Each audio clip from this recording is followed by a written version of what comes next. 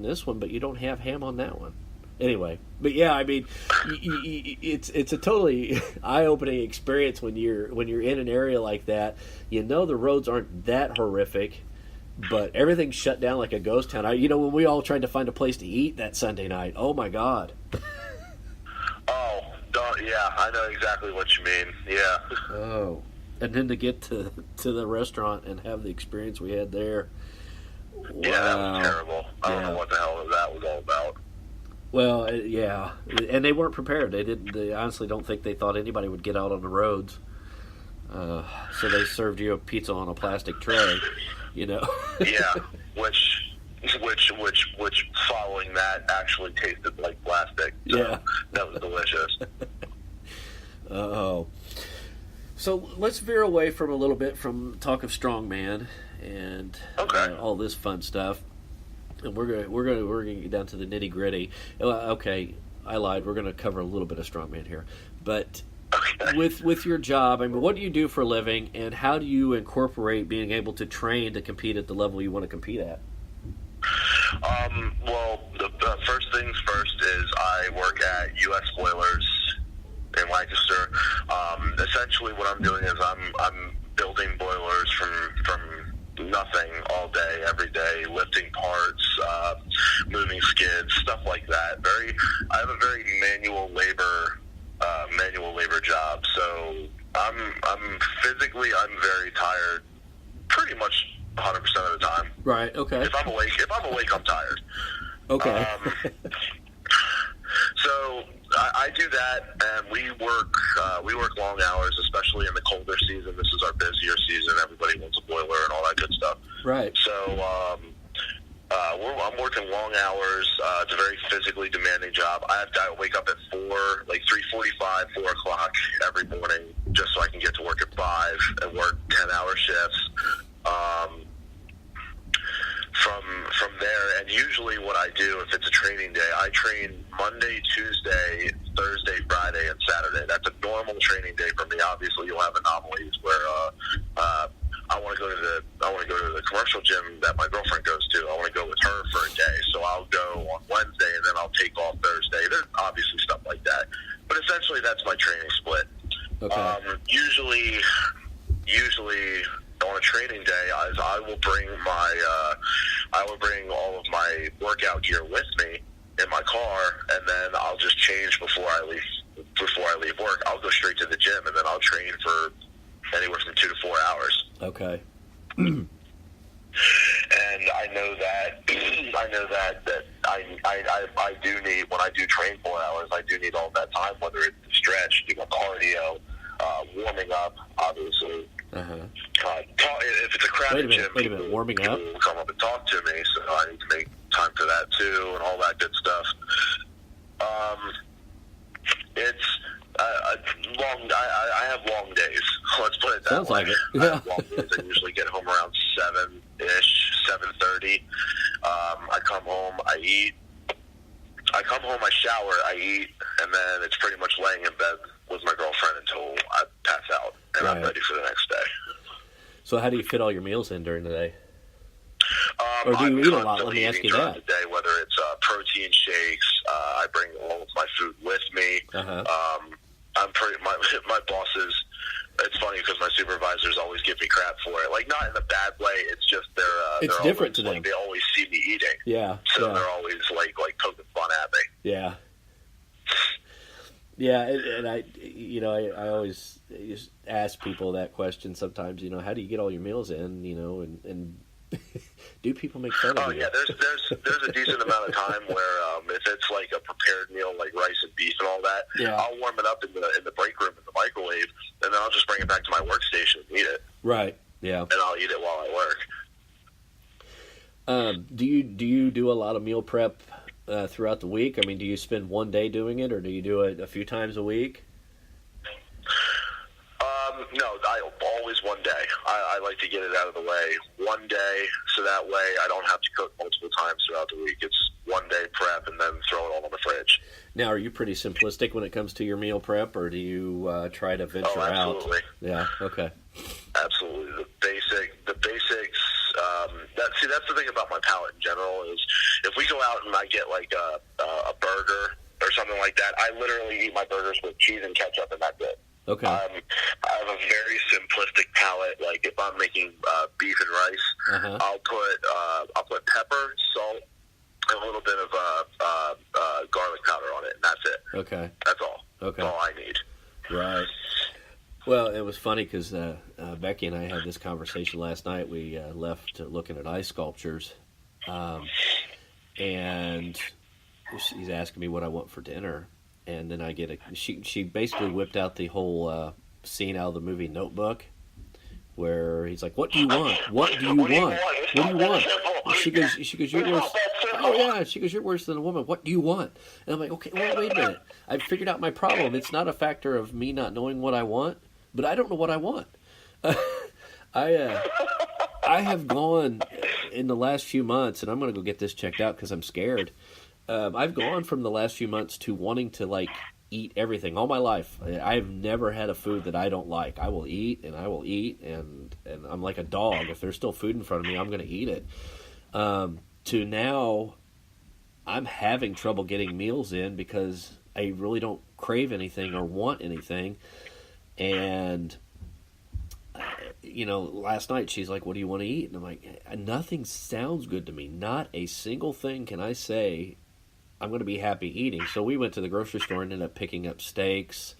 I had sweet potatoes at home. So we had steak, sweet potato, mushrooms, and shrimp.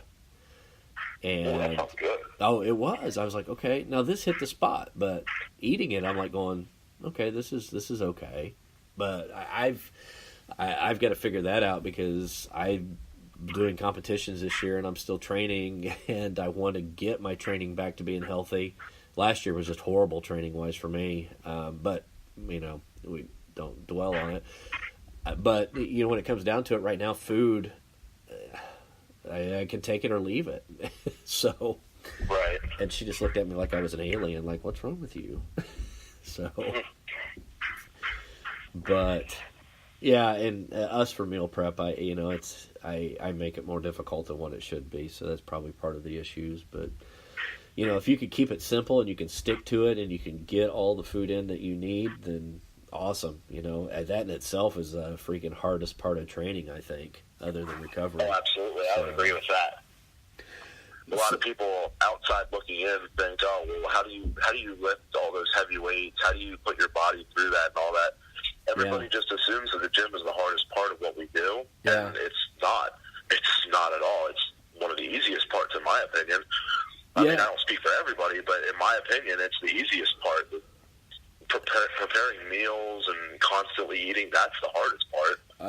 I agree with you on that. And that's one of the first things I teach my clients when I'm working with them, online or one-on-one, is we need to get your diet. We need to get your nutrition nailed down, because I will have people physically keep a log for me for 4 to 5 days before I even start working with them, because I want to know where they are.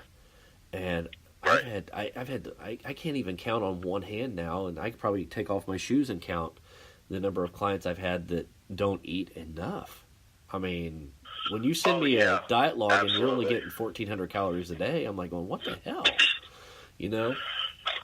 Exactly. So, but yeah, I think that's the biggest thing when it comes to just getting healthier is people don't understand how to eat. And it's totally different for you guys when you're competing at this level. It's a totally different mindset, but still the basics are the same.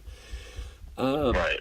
So let's talk about your nickname, the T-Rex. I know we kind of talked about it, but I don't think a lot of people out there get it. No, so because anybody that watches you pick up a stone, going, well, his arms are long enough to reach around the big stone.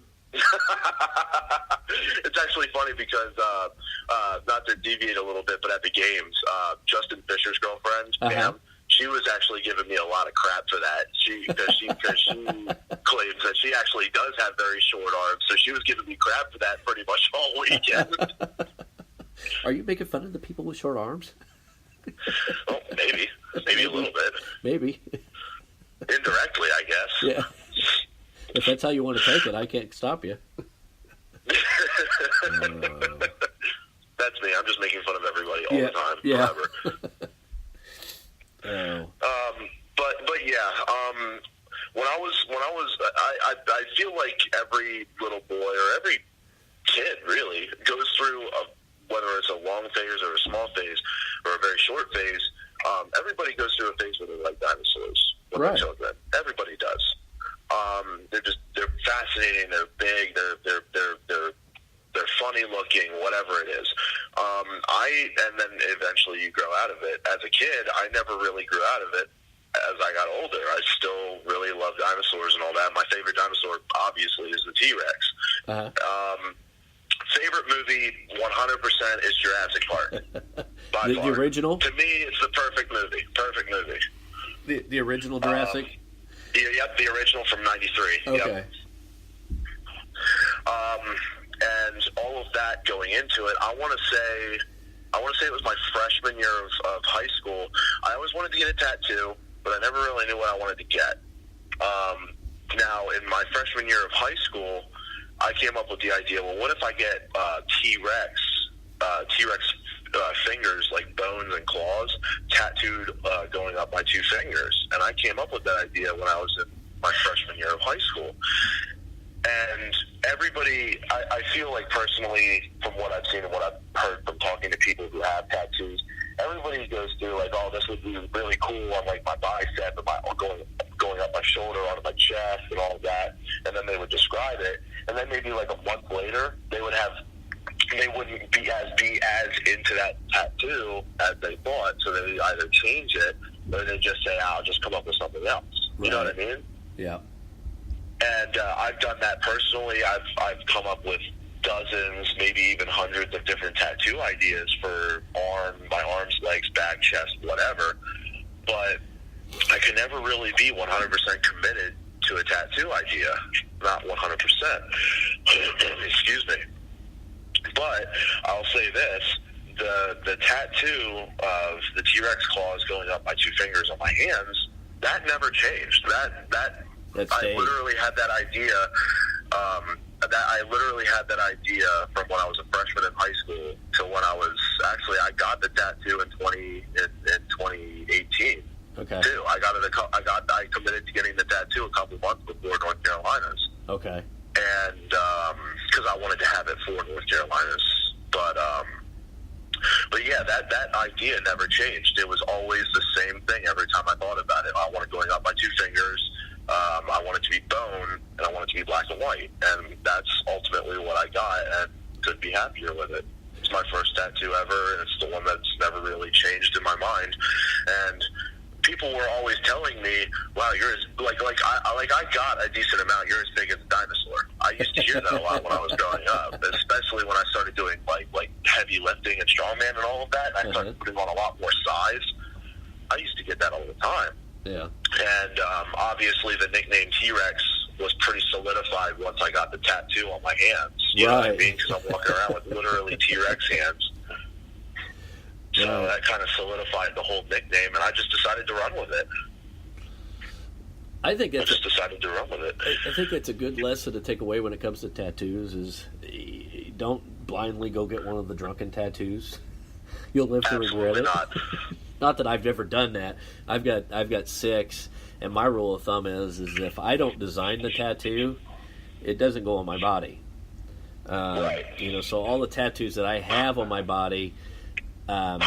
Okay, we'll backtrack. 4 of the tattoos I have on the body were all my concept of design of how I wanted them to look. Now, I relied on the tattoo artist to make them look better because when you come in with a stick figure and something, they're like, okay, yeah, we could do this. Are you sure? And it's like, well, show me what you got. And they'll come up with something like, oh, yeah, no, that's totally better.